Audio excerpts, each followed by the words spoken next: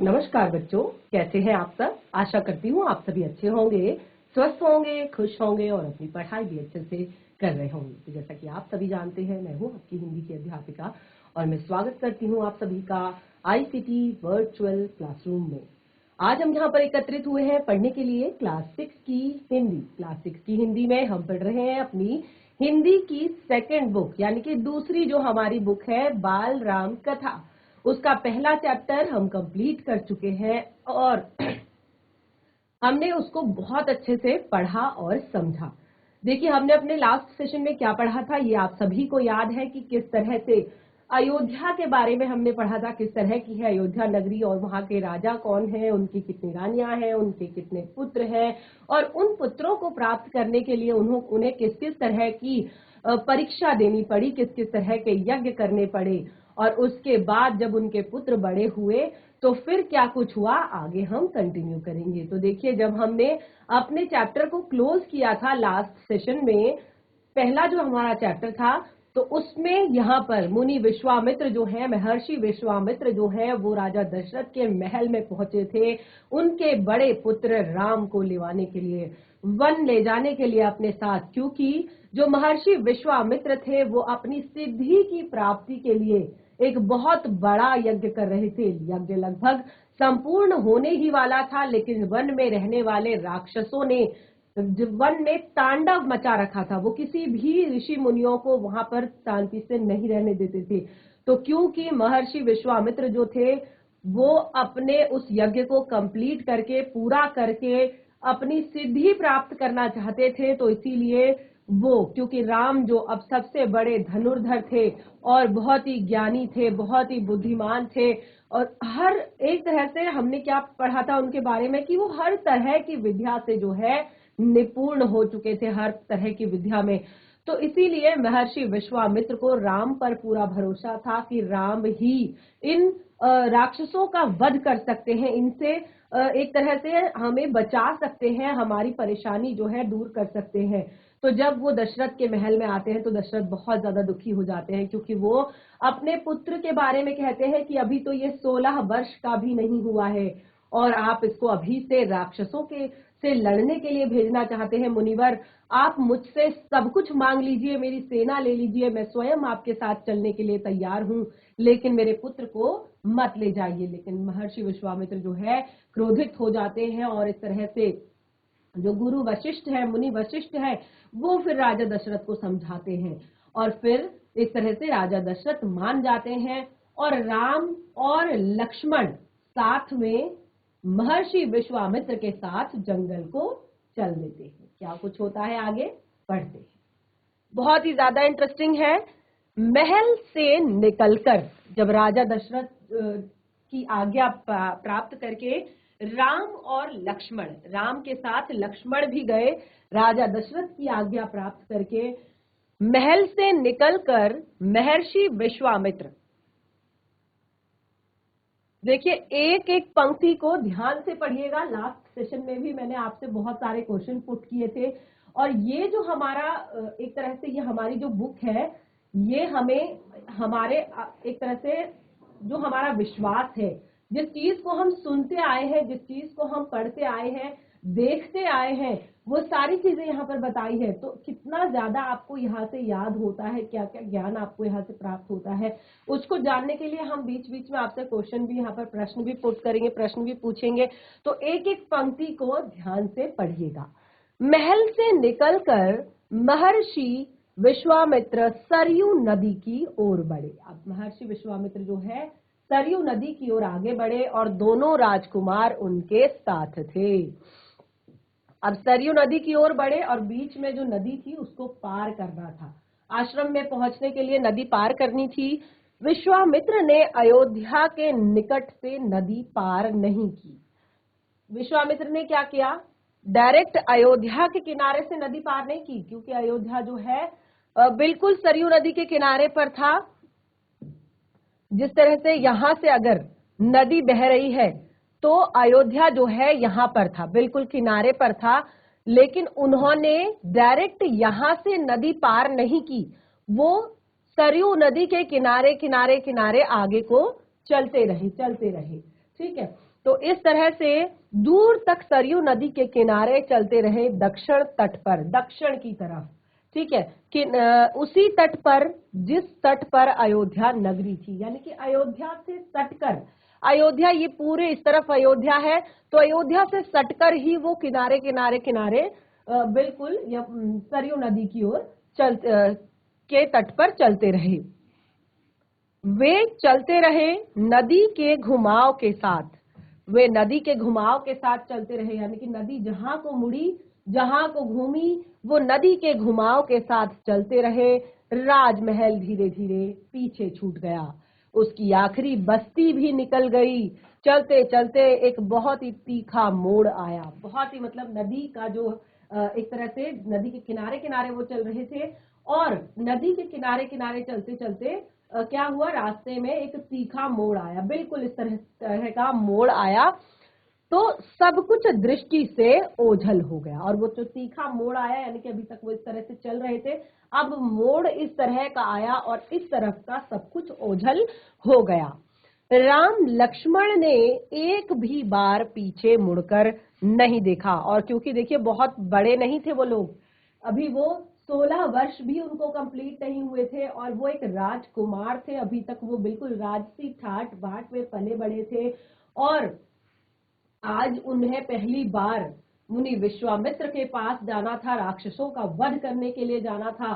तो उस समय पर भी राजकुमारों को बिल्कुल भी कोई डर नहीं था, क्योंकि उनको अपने पिता की आज्ञा का पालन करना था, कोई डर नहीं था, कोई मोह नहीं था। उन्होंने एक भी बार अपने घर की तरफ पीछे मुड़कर नहीं देखा, उन्होंने अपनी नजरें सामने रखी और महर्षि विश्वामित्र के साथ सधे हुए कदमों से, यानी कि बिल्कुल कदम से कदम मिलाकर वो आगे बढ़ने लगे।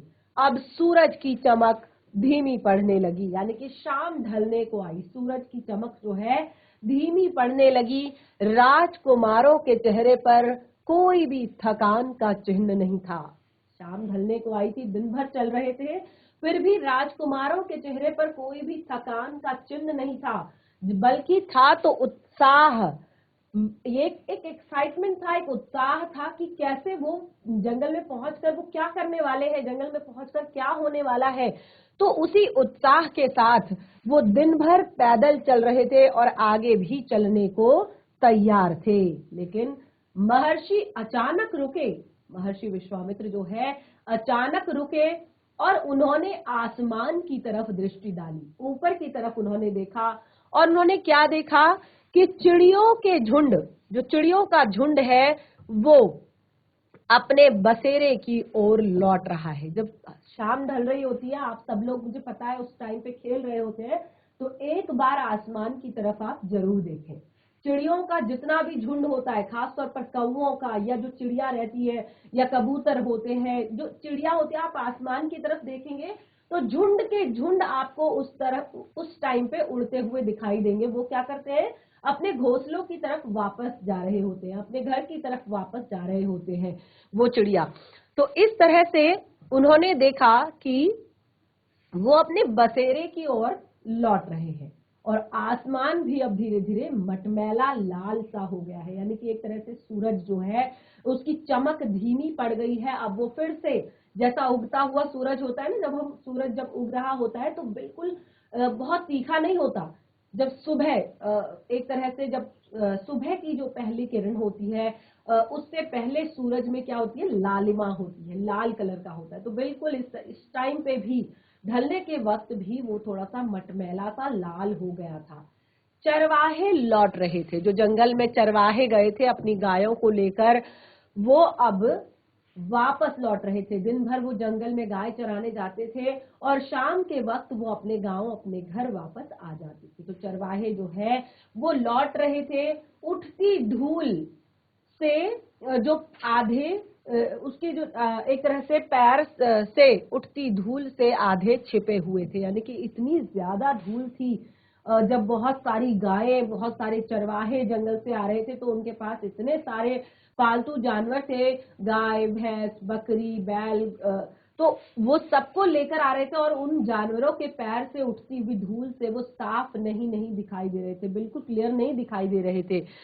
हम आज रात इसी तट पर विश्राम करेंगे। महर्षि ने दोनों राजकुमारों से कहा कि हम आज रात इसी तट पर विश्राम करेंगे, इसी तट पर रहेंगे। महर्षि ने पीछे मुड़ते हुए कहा। दोनों राजकुमारों के चेहरे के भाव देखते हुए विश्वामित्र हल्का सा मुस्कुराए, क्योंकि जो दोनों बच्चे थे, दोनों राजकुमार जो थे, जैसे मैंने आपको बताया कि वो दिन भर चल रहे थे, लेकिन फिर भी उनके चेहरे पर थकान का एक अंश मात्र नहीं था। एक तरह से उत्साह ही दिखाई दे रहा था, अभी भी एक एक्साइटमेंट ही थी कि इसके आगे और क्या होने वाला है, इसके आगे और क्या होने वाला है, इसके आगे और क्या होने वाला है।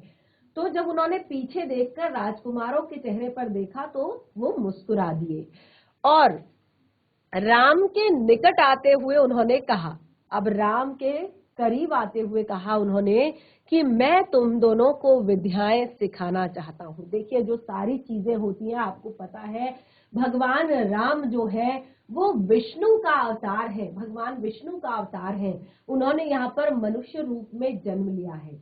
और लक्ष्मण जो है वो शेष नाग का अवतार है। भगवान विष्णु जी किस पर रहते हैं, आपने देखा होगा, भगवान विष्णु जी को जब दिखाया जाता है, आपने टीवी सीरियल्स में देखा होगा, आपने फोटोज में देखा होगा, भगवान की तस्वीर आप सभी के घर में लगी होती है, विष्णु भगवान की तस्वीर, तो वो शेष नाग की सैया पर बैठे रहते हैं। आपने देखा होगा, शेष नाग की सैया पर वो आराम करते हैं। तो कहा जाता है कि भगवान राम जो है वो विष्णु का अवतार है और जो लक्ष्मण है वो शेष नाग है। इसीलिए जहां जहां राम जाते हैं वहां वहां लक्ष्मण भी जाते हैं। और महर्षि विश्वामित्र भी कोई ऐसे वैसे महर्षि नहीं है, वो बहुत ही बड़े ज्ञानी है, विद्वान है, और उन्हें ये सारी चीजें, क्योंकि वो सचमुच के एक महर्षि है, उनको वो सारा ज्ञान प्राप्त है। तो उनको पता है भगवान राम के बारे में, उनको पता है लक्ष्मण के बारे में, उनको पता है कि ये भगवान की लीला है। तो वो चाहते हैं कि इस मनुष्य रूप को, यानी कि जो भगवान राम ने मनुष्य जो रूप लिया है विष्णु भगवान ने, वो उसको कैसे सफल बनाए, कैसे वो उनको सारी विद्याएं, सारे गुण, सारी चीजें सिखाए, ताकि जो लिखा गया है, लिखा गया है प्रकृति के द्वारा, जो लिखा गया है भगवान के द्वारा, कि किस तरह से आगे फिर इसमें चलना है, कैसे सारी प्रक्रियाएं होनी है, कैसे यहाँ पर सीता के साथ विवाह होगा, कैसे फिर सीता राम को 14 वर्ष का वनवास होगा, कैसे सीता का हरण होगा और कैसे दुष्ट रावण का वध होगा। तो ये सारी चीजें जो है लिखी हुई है। तो उनको पता है कि ये बालक साधारण बालक नहीं है। तो वो कहते हैं कि अब वो यहाँ पर असल बात बताते हैं, क्योंकि देखिए उनको पता है कि राम के अलावा इन राक्षसों को और कोई नहीं मार सकता। और वो कहते हैं कि अभी तुम छोटे हो, इसीलिए मैं तुम्हें कुछ और विद्याएं सिखाना चाहता हूँ, और इन्हें सीखने के बाद कोई भी तुम पर प्रहार नहीं कर सकेगा, कोई भी तुम पर आक्रमण नहीं कर सकेगा, और उस समय भी नहीं जब तुम नींद में रहते हो। देखिए, सबसे बड़ी बात होती है कि राक्षस जो लोग होते हैं वो कभी भी आ जाते हैं। तो उन्होंने कहा कि नींद एक ऐसा समय होता है कि जो राक्षस हो या कोई भी आपका दुश्मन आप पर अटैक कर सकता है, लेकिन मैं आपको ऐसी विद्या सिखाऊंगा कि आप नींद में भी रहेंगे तब भी आप पर कोई भी आक्रमण या प्रहार नहीं कर पाएगा। तो इस तरह से उन्होंने राम और लक्ष्मण से नदी में उन्होंने मुंह हाथ धोकर लौटे और महर्षि के निकट आकर बैठ गए। और विश्वामित्र ने दोनों भाइयों को बला अति बला नाम की विद्या सिखाई, और रात में वे लोग वहीं ठहरे, क्योंकि वो वन में रहने वाले थे, खुले जंगल में रहने वाले थे, और ऐसे में राक्षसों का आक्रमण हो सकता था। तो उन्होंने बला और अब अति बला नाम की उन्हें विद्याएं सिखाई, जिससे कि वो रात को शांति पूर्वक आराम से सो सके। और उन्होंने क्या किया, देखिए, उन्होंने तिनकों से अपना बिस्तर बनाया। देखिए, जिंदगी में जितना ज्यादा हम कष्ट सहेंगे, जितने ज्यादा हम एक तरह से परिश्रम करेंगे, जितनी ज्यादा हम मेहनत करेंगे, उतने ज्यादा हम आगे जाकर चमकेंगे, उतनी ज्यादा हमें निखार आएगा। यानी कि वो जो मेहनत हमने की है, वो कष्ट जो हमने सहे हैं अपने लक्ष्य को पाने के लिए, वो सारे जो है निखर कर सामने आएंगे। तो कभी भी जीवन में आप आजकल बच्चों को बहुत ज्यादा एक तरह से पैम्पर किया जाता है, यानी कि छोटे बच्चों को उनको ना तो कोई काम उन्हें करने दिया जाता है, उनका एक ही काम होता है कि बस पढ़ाई करो, पढ़ाई करो, और सारी सुख सुविधाएं देने की जिम्मेदारी हमारी है। आपको मोबाइल फोन भी मिल जाता है, लैपटॉप भी मिल जाता है, प्रॉपर आपको यूनिफॉर्म भी दे दी जाती है, बैग दिया जाता है, टाइम पे आपको पेंसिल, रबर, शार्पनर, पेन, जो भी आपकी नीड्स होती है वो समय पर पूरी की जाती है। लेकिन क्या होता है, बच्चे उसका उपयोग नहीं समझते, उसका सही तरीके से उपयोग नहीं करते, और उसी का फिर खामियाजा आगे भुगतना पड़ता है, क्योंकि उनको लगता है कि सारी चीजें बहुत आसान है, जबकि जिंदगी में कुछ भी आसान नहीं होता। हर चीज के लिए आपको मेहनत करनी होती है, हर चीज के लिए आपको एक तरह से कठिन परिश्रम करना पड़ता है। तो क्या होता है कि राम और लक्ष्मण ने शुरुआत से ही बहुत ज्यादा उन्होंने कष्ट सहे, उन्होंने मेहनत की, और फिर वो एक अच्छे धनुर्धर, एक अच्छे इंसान बनकर उभरे। नींद आने तक महर्षि उनसे बात करते रहे, पत्तों का उन्होंने बिस्तर बनाया, और देखिए राजकुमार थे वो, सारी सुख सुविधाएं अपने साथ लेकर वन में जा सकते थे, सब कुछ था उनके पास, लेकिन फिर भी वो यहाँ पर रहकर, क्योंकि उन्हें सीखना है, उन्हें अपने जीवन को अच्छा बनाने के लिए बहुत सारी और भी विद्याएं सीखनी है, और बहुत सारी और भी विद्याओं में निपुण होना है, तो उसके लिए उन्होंने मेहनत की। और महर्षि जब तक उन दोनों बच्चों को, उन दोनों राजकुमारों को नींद नहीं आ गई, तब तक उनसे बात करते रहे। सुबह हुई और यात्रा पुनः शुरू हुई।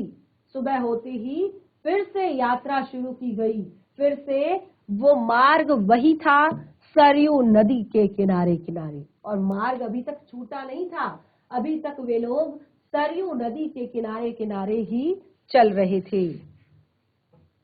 तो देखिए कुछ इस तरह का चित्र आपकी पाठ्य पुस्तिका में दिया गया है। अगर आप लोगों के पास पाठ्य पुस्तिका होगी तो देखिए यहाँ पर वन में ताड़का नामक राक्षसी उनको मिलती है, और किस तरह से भगवान राम जो है उसका वध करते हैं, वो हम आगे इसमें पढ़ेंगे। तो देखिए बहुत ही ज्यादा खतरनाक यहाँ पर चित्र है, और देख सकते हैं आप भगवान राम जो है कितने छोटे थे उस समय पर।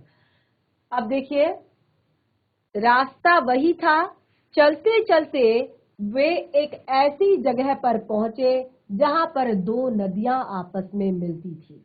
और वो क्या स्थान था, वो एक संगम स्थान था, जहां पर दो नदियां आपस में मिलती थी। और वो नदियां कौन कौन सी थी, उस संगम की दूसरी नदी गंगा थी। पहली नदी कौन सी, सरयू थी, और दूसरी नदी गंगा थी। महर्षि अब भी आगे चलते रहे, लेकिन एक अंतर आ गया था। अब वो अंतर क्या था, राम लक्ष्मण अब दूरी बनाकर नहीं चलते थे। अब क्या डिफरेंस आ गया था दोनों तीनों में। अभी तक क्या था, महर्षि काफी आगे चलते थे और राम लक्ष्मण उनके पीछे पीछे चलते थे, लेकिन अब एक अंतर आ गया था। अब ये अंतर था कि अब वो ज्यादा दूरी बनाकर नहीं चलते थे, अब राम लक्ष्मण जो है उनके साथ चलते थे, अब तीनों साथ में चलते थे। महर्षि उन्हें बातें बताते रहते थे, जैसे बिल्कुल महर्षि के ठीक पीछे दोनों रहते थे, और महर्षि उन्हें बोलते रहते थे, बातें बताते रहते थे, ज्ञान देते रहते थे, ज्ञान की बातें देते रहते थे, शिक्षा देते रहते थे, और वे सारी बातें ध्यान पूर्वक सुनते थे। दोनों रास्ते में पढ़ने वाले आश्रमों के बारे में बताते थे, वहां के लोगों के बारे में बताते थे, वन की जो वृक्षों की, जो वन में जितने भी वृक्ष हैं, जितनी भी वनस्पतियां हैं, उनके संबंध में बताते थे, और वहां का स्थायी इतिहास बताते थे। सारी चीजें, यानी कि अब मुनि जो है उनको वहां की लोकल चीजें, कि इस वन में कौन कौन सी वनस्पतियां उगती हैं, कौन कौन से वृक्ष हैं, इस जगह का इतिहास क्या है, और कौन कौन ऋषि मुनि यहाँ पर रहते हैं, किन किन ऋषि मुनियों के आश्रम यहाँ पर है, ये सारी बातें वो दोनों राजकुमारों को बताते थे। अब आगे की यात्रा जो थी वो काफी कठिन थी, क्योंकि उन्हें अब नदी पार करनी थी। काफी देर तक वो नदी के किनारे चल रहे थे, अब उन्हें नदी पार करनी थी। और रात में ऐसा करना महर्षि विश्वामित्र को उचित नहीं लगा। अब क्योंकि रात हो चुकी थी, देखिए फिर से वो पूरा एक दिन चले, तो अब रात हो चुकी थी। उस समय पर फिर मुनि विश्वामित्र को नदी पार करना ठीक नहीं लगा। महर्षि विश्वामित्र ने अब वहीं संगम पर बने एक आश्रम, जहां पर गंगा और सरयू नदी का संगम था, वहां पर एक आश्रम बना हुआ था और उस आश्रम में वो रहे। अगली सुबह फिर उन्होंने वहां पर नाव से गंगा पार की। नदी पार भयानक जंगल था, घना था, दुर्गम था। सूरज की किरणें धरती पर नहीं पहुंच पाती थी, इतना घना जंगल था। इतने घने वहां पर वृक्ष थे कि जो सूर्य की किरणें हैं वो भी अंदर तक नहीं पहुंच पाती थी, वो भी उस जंगल की धरती को नहीं छू पाती थी। इतना ज्यादा घना वो जंगल था और इतना ज्यादा घना, और वह डरावनी भी था। और जोर से झिंगुरों की आवाज वहां पर आती थी, जानवरों की दहाड़ वहां पर लगती थी, बहुत सारी कर्कश ध्वनियां वहां पर थी। और राम और लक्ष्मण को आश्वस्त करते हुए महर्षि ने कहा, देखिए बहुत बड़े तो नहीं है, क्योंकि और साथ ही राजकुमार भी है, उन्होंने कभी ऐसा दृश्य नहीं देखा। तो इतनी ज्यादा कर्कश ध्वनियां वहां पर थी, इतनी ज्यादा बड़े बड़े जानवरों की दहाड़ वहां पर थी, झिंगुरों की आवाज थी। तो अब दोनों बच्चे सहम ना जाएं, दोनों राजकुमार डर ना जाएं, तो महर्षि विश्वामित्र ने उनको यहाँ पर आश्वस्त करते हुए, एक तरह से उनको अपने कॉन्फिडेंस में लेते हुए उन्होंने कहा कि ये जानवर और ये वनस्पतियां ही इस जंगल की शोभा है। देखिए सच में किसी भी वन की शोभा वहां की वनस्पतियों और वहां के जानवरों से ही होती है। हमें पता है कि शेर बहुत खतरनाक जानवर है, लेकिन हम उसको बचाने के लिए देखिए कितने सारे उपाय आजकल कर रहे हैं। हमें पता है कि जंगल में बहुत सारे खतरनाक जानवर होते हैं, लेकिन फिर भी हम उनकी सुरक्षा के लिए बहुत सारे नेशनल पार्क खोल रहे हैं। क्यों? क्योंकि प्रकृति ने ये सारी चीजें बनाई है और प्रकृति में एक प्रकृति का संतुलन बनाए रखने के लिए सभी जीव जंतुओं का प्रकृति के हिसाब से होना बहुत ज्यादा जरूरी है। तो उन्होंने दोनों राजकुमारों को आश्वस्त किया और कहा कि ये वन, ये वृक्ष, ये जानवर, ये वनस्पतियां ही इस जंगल की शोभा है। देखिए हम जंगल किसे कहते हैं? जहां पर बहुत सारे पेड़ होते हैं, बहुत सारे जंगली जानवर होते हैं, उसे ही तो जंगल कहते हैं, क्योंकि जंगल की शोभा ही इन्हीं से होती है। इनसे कोई डर नहीं, वो कहते हैं कि इनसे डरना नहीं है, क्योंकि जो असली खतरा है इस जंगल का, जंगली जानवर और वनस्पतियां तो यहाँ की शोभा है, इस वन की सुंदरता को बढ़ा रहे हैं, इसको वन बना रहे हैं। लेकिन इस जंगल का, इस वन का असली खतरा जो है वो है राक्षसी ताड़का। अब सबसे पहले देखिए ताड़का को कैसे वध करते हैं भगवान राम, ताड़का को कैसे मारते हैं, वो पूरी कहानी आप पढ़ेंगे आगे। अब वो कहते हैं कि वो राक्षसी यहीं पर रहती है और तुम्हें वह खतरा हमेशा के लिए मिटा देना है, क्योंकि वो इतनी भयानक राक्षसी है कि उसकी वजह से जंगली जानवर भी वहां पर खतरे में है, वो बहुत भयानक है। तो वो कहते हैं कि वही खतरा तुम्हें हमेशा के लिए टालना है, तुम्हें उसी को मारना है। तो इस तरह से वो महर्षि विश्वामित्र जो है बताते हैं। तो मुनिवर कहते हैं कि ताड़का के डर से ही उस वन में कोई नहीं आता, और जो भी आता है ताड़का उसे मार डालती है, अचानक आक्रमण कर देती है। और इतना ज्यादा डर है उस ताड़का का लोगों के मन में कि इस डर की वजह से ही इतने सुंदर उपवन का, इतने सुंदर वन का नाम ताड़का वन रख दिया गया है। ध्यान से सुनिएगा, मैं एक एक आपसे चीज यहाँ पर पूछूंगी। तो महर्षि बताते हैं कि इतना सुंदर ये उपवन है, इतना सुंदर ये वन है, लेकिन इस ताड़का के डर के कारण ही इसका नाम ताड़का वन रख दिया गया है। राम ने महर्षि की आज्ञा मान ली, धनुष पर प्रत्यंचा चढ़ाई और उसे एक बार खींचकर छोड़ा। अब राम ने महर्षि विश्वामित्र के कहने पर ताड़का को ललकारा। राम ने अपने धनुष पर प्रत्यंचा चढ़ाई। आपने देखा होगा धनुष पर जब तीर लगाते हैं तो उसे इस तरह से खींचते हैं और फिर उसे छोड़ देते हैं। तो इस तरह से राम ने धनुष पर प्रत्यंचा चढ़ाई और उसे छोड़ दिया। और इतना ताड़का को क्रोधित करने के लिए बहुत था, ताड़का को ललकारने के लिए इतना ही काफी था।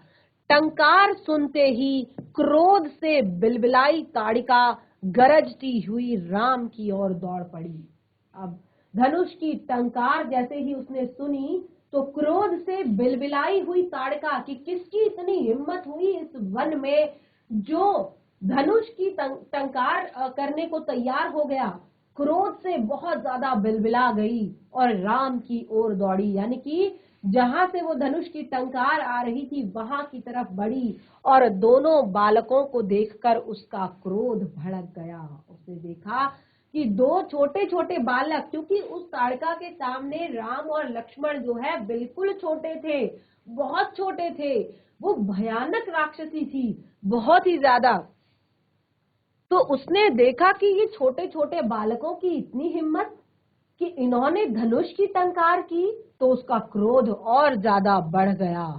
जंगल में जैसे तूफान आ गया उसकी क्रोध के कारण, क्योंकि वो इतनी भयानक थी, इतनी बड़ी थी, उसके दांत बाहर थे, उसके बाल फैले हुए थे, उसके नाखून बहुत बड़े थे और उसके दांत बहुत बड़े बड़े थे, उसकी आंखें बहुत बड़ी बड़ी भयानक सी थी, बहुत डरावनी वो राक्षसी थी। तो इस तरह से अब जब वो चल रही थी उसके क्रोध के कारण जितने भी विशाल काय पेड़ थे उस जंगल में वो कांप उठे, एक तरह से थर्रा गए जब वो चल रही थी क्रोध से।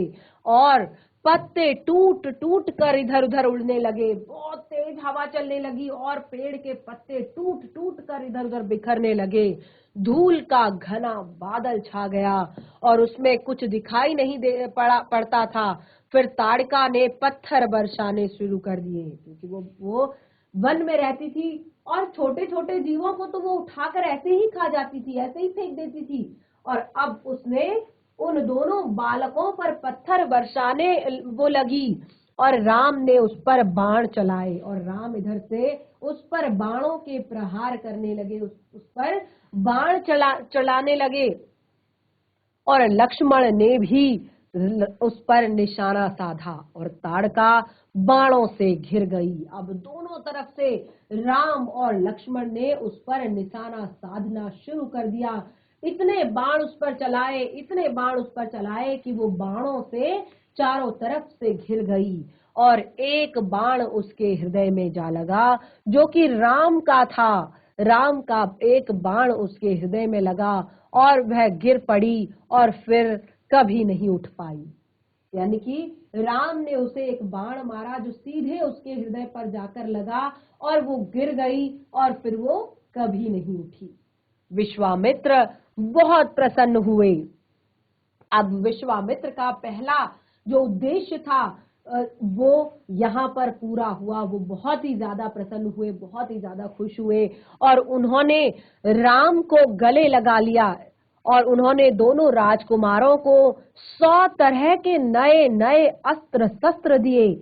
अब उन्होंने दोनों राजकुमारों को, क्योंकि बहुत ही बड़े विद्वान, बहुत ही बड़े ज्ञानी थे मुनि महर्षि विश्वामित्र, तो उन्होंने यहाँ पर 100 तरह के नए नए अस्त्र शस्त्र दोनों बालकों को दिए और साथ ही उनका प्रयोग करने की विधि भी समझाई कि कैसे उन अस्त्र शस्त्रों का प्रयोग किया जाता है, कैसे उन अस्त्र शस्त्रों को चलाया जाता है, इसकी भी शिक्षा उन्होंने राम और लक्ष्मण को दी। यानी कि एक तरह से उन्होंने हर विद्या में निपुण कर दिया राम और लक्ष्मण को और आज बहुत ज्यादा प्रसन्नता उनके चेहरे पर थी। अब क्योंकि ताड़का का वध हो चुका था, अब आगे की यात्रा प्रारंभ करनी थी और महर्षि विश्वामित्र के आश्रम तक पहुंचना था। अब आश्रम की दूरी वहां से ज्यादा नहीं थी, बहुत दूर नहीं था वहां से आश्रम, लेकिन फिर से रात हो चली थी। देखिए अब आप देख सकते हैं 3 दिन और 3 रातों से वो बच्चे राजकुमार जो है चल रहे हैं, निरंतर चल रहे हैं, लगातार चल रहे हैं। और अब क्योंकि रात हो चुकी थी, भले ही आश्रम वहां से दूर नहीं था, लेकिन विश्वामित्र ने वह दूरी अगले दिन तय करने का निर्णय लिया। उन्होंने कहा कि कोई बात नहीं, भले ही आश्रम बहुत ज्यादा दूर नहीं है, लेकिन हम रात को नहीं चलेंगे, क्योंकि सबसे भयानक जो राक्षसी थी, जब सबसे भयंकर जो राक्षसी थी वो मर चुकी थी, ताड़का, और उसका अब कोई भी भय नहीं था। तीनों ने रात वहीं पर बिताई, ताड़का वन में, जो अब पूरी तरह से भय मुक्त था। अब आज की तीसरी रात उन्होंने ताड़का वन में बिताई, और अब ये ताड़का वन बिल्कुल भी भय वाला नहीं था, यहाँ पर कोई भय नहीं था, अब ये भय मुक्त हो चुका था। सुबह जब हुई तो जंगल बदला बदला हुआ सा नजर आया, क्योंकि सबसे बड़ी राक्षसी जो थी, जिसने पूरे जंगल में तांडव मचाया हुआ था, वो राक्षसी अब मर चुकी थी, और जंगल अब ताड़का वन नहीं था। अब वो वन ताड़का वन नहीं था, अब वो सारी भयानक आवाजें गायब हो चुकी थी, पत्तों से गुजरती हुई सरसराती हवा गायब हो चुकी थी। अब उनकी सरसराहट में डर नहीं बल्कि संगीत था, चिड़ियों की चहचहाहट थी, शांति थी, और तस्वीर पूरी तरह से बदल चुकी थी। क्योंकि अभी तक ताड़का के डर से जितने भी जानवर थे, जितने भी वहां के पशु पक्षी थे, वो सब हर समय कोलाहल करते रहते थे, डरे हुए रहते थे, सहमे हुए रहते थे, और एक तरह से हमेशा भयंकर तूफान, गरज, डर रहता था उस वन में। एक तरह से अब सारी चीजें बदल चुकी थी, सब कुछ परिवर्तित हो चुका था, सारा डर, सारा भय शांत होकर अब वो वन बहुत ही सुंदर हो गया था। एक तरह से पूरी तस्वीर बदल चुकी थी। सिद्ध आश्रम का अंतिम पड़ाव था महर्षि का आश्रम। जो सिद्ध आश्रम था उसका अंतिम पड़ाव जो था वो महर्षि का आश्रम था। रास्ता छोटा था, मनोहारी था, मनोहारी यानी कि बहुत ही ज्यादा सुंदर, मन को अच्छा लगने वाला। प्राकृतिक सौंदर्य का आनंद लेते हुए तीनों लोग अब जल्दी जल्दी आश्रम पहुंच गए, क्योंकि अब वो रास्ता बहुत सुंदर था। एक तरह से होता है ना, जब हम कहीं पर घूमने जा रहे होते हैं, खास तौर पर हमारी पसंदीदा जगह होती है, तो हम थकते नहीं है, और जब वहां का माहौल ही इतना सुंदर हो तो और ज्यादा रास्ता छोटा हो जाता है, तो हम बहुत ज्यादा जल्दी, हमें लगता है कि काफी जल्दी हम पहुंच गए हैं। तो बिल्कुल वही था, अब सबसे बड़ा काम वो लोग कर चुके थे, अब उनके अंदर और ज्यादा खुशी, और ज्यादा एक्साइटमेंट, और ज्यादा उत्साह आ गया था कि वो अब आगे जा रहे हैं, मुनि के सिद्धाश्रम में जा रहे हैं, विश्वामित्र के आश्रम में जा रहे हैं। तो अब जब सब लोग आश्रम में पहुंचे तो आश्रम वासियों ने उनकी अगवानी की, अगवानी यानी कि वेलकम किया, स्वागत किया। जितने भी आश्रम वासी थे सबने राम लक्ष्मण का स्वागत किया, अभिनंदन किया, उनकी प्रसन्नता दुगनी हो गई, और महर्षि विश्वामित्र के आश्रम लौटने की खुशी, राम लक्ष्मण के आगमन का सुख, एक तरह से अब सभी प्रसन्न थे। आश्रम वासी भी बहुत ज्यादा खुश थे, विश्वामित्र भी खुश थे, और राम लक्ष्मण की खुशी तो दुगनी हो गई थी, क्योंकि उनको यहाँ पर बहुत सारा प्रेम, बहुत सारा स्वागत उनका किया गया, और उनको यहाँ पर काफी अच्छा लग रहा था। विश्वामित्र ने यज्ञ की तैयारियां शुरू की। अब क्योंकि उन्होंने जो महायज्ञ कर रहे थे वो सिद्धि की प्राप्ति के लिए, उस यज्ञ का अब अंतिम जो एक तरह से पार्ट है, वो अंतिम भाग ही शेष रह गया था। अब उसी की सुरक्षा के लिए राम लक्ष्मण को यहाँ पर लाया गया था। तो उस समय इसके बाद उन्हें सिद्धि प्राप्त होनी थी, तो अनुष्ठान को प्रारंभ किया गया, अनुष्ठान शुरू किया गया, और आश्रम की रक्षा की जिम्मेदारी राम लक्ष्मण को सौंपकर महर्षि आश्वस्त थे।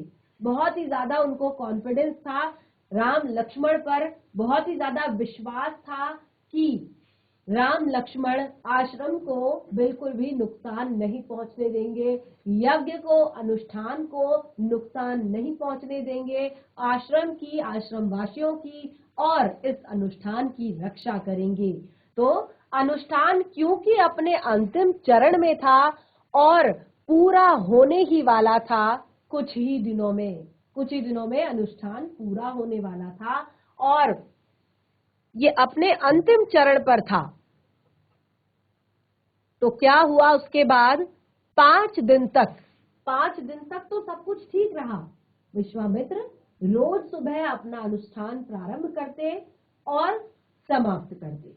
तो ऐसे 5 दिन बीत चुके थे राम लक्ष्मण को महर्षि विश्वामित्र के आश्रम पहुंचे हुए और काफी ज्यादा शांति थी, सब कुछ ठीक ठाक चल रहा था और निर्विघ्न हो रहा था शांति से। कोई विघ्न, कोई बाधा, कोई रुकावट अभी तक वहां पर नहीं आई थी। लगता था कि राजकुमारों की उपस्थिति ने ही राक्षसों को भगा दिया है।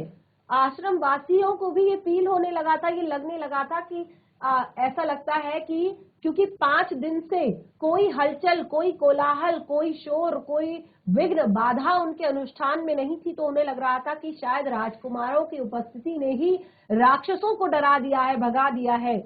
लेकिन राम और लक्ष्मण ने यज्ञ पूरा होने तक न सोने का निर्णय किया।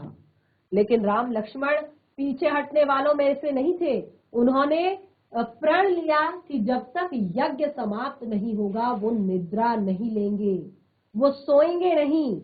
तो इस तरह से लगातार वे जगते रहे, चौकस रहे, कमर में तलवार, पीठ पर तुरीण यानी कि जिस पर काफी सारे बाण डाले जाते हैं, हाथ में धनुष, प्रत्यंचा चढ़ी हुई, बिल्कुल रेडी है धनुष छूटने के लिए, प्रत्यंचा चढ़ी हुई है और इस तरह से पहरा दे रहे हैं लगातार, दिन रात, सुबह शाम, हर वक्त उन्होंने न सोने का प्रण लिया है।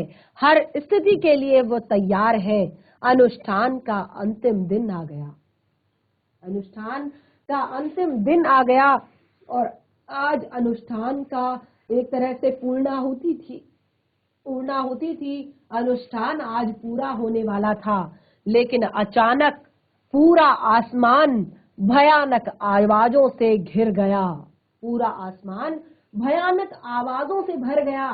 पूरे आसमान पर भयानक भयानक आवाजें आने लगी। जो शांति इतने सारे दिनों से बनी हुई थी, वो शांति अचानक भंग हो गई। तो क्या हुआ ऐसा कि इतनी भयंकर आवाजें आसमान से आने लगी? इसको पढ़ने के लिए कंटिन्यू करेंगे अपने इस चैप्टर को नेक्स्ट सेशन में। मैं आशा करती हूँ कि आपको आज का हमारा ये पाठ पसंद आया होगा। तो इसी तरह से इसको घर पर एक बार रिवाइज कीजिए और बहुत सारी नई नई बातें इस पाठ से सीखिए। हम मिलेंगे आपसे नेक्स्ट सेशन में। तब तक के लिए धन्यवाद। आपका दिन शुभ।